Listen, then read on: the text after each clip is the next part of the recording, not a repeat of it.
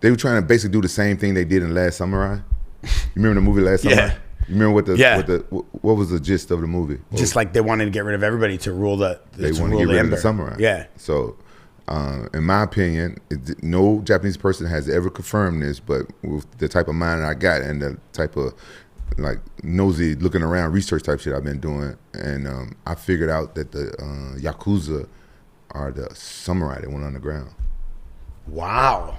So the last remaining samurai then kind of formatted themselves into a organization of the Yakuza. Wow, that's interesting. Yeah, if you ever seen the tattoos of the Yakuza, all of them got a big samurai on them. Well, it's funny you say that because I know tattoos in some places of Japan for a long time, you weren't allowed to go into restaurants, you weren't allowed to be seen in public, right? Oh yeah, you can't. If you got a tattoo, you can't go to the gyms. Yeah.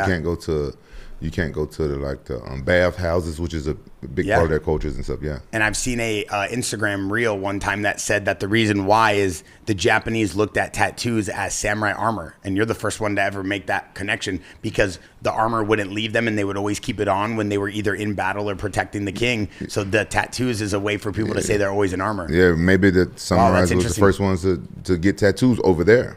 So that's why I think. But going back to what we talking about, yeah. No, that's crazy. Now the BMF belt would make better sense to me if it was like a tournament style. If you had to beat, even though the UFC you can't do it, you can't fight 2 fights in one night because of the athletic commission, whatever. So what if they had like a bracket where you know who you're going to fight to get this BMF belt? Like they put like 8 people in this bracket. And when it all goes together, and like maybe you fight, you know how they have so many shows. Maybe you fight, and then 6 weeks later or 8 weeks later, you fight again. Yeah.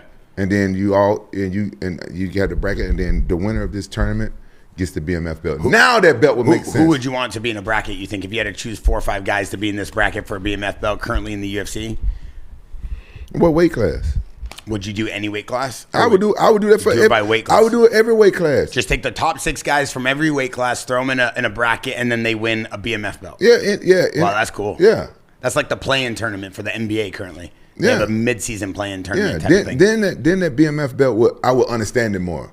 Right now, I don't understand it. I don't understand the significance of it. Like, it's entertaining. Mm-hmm. They have 2 bad motherfuckers fighting for the belts. Okay.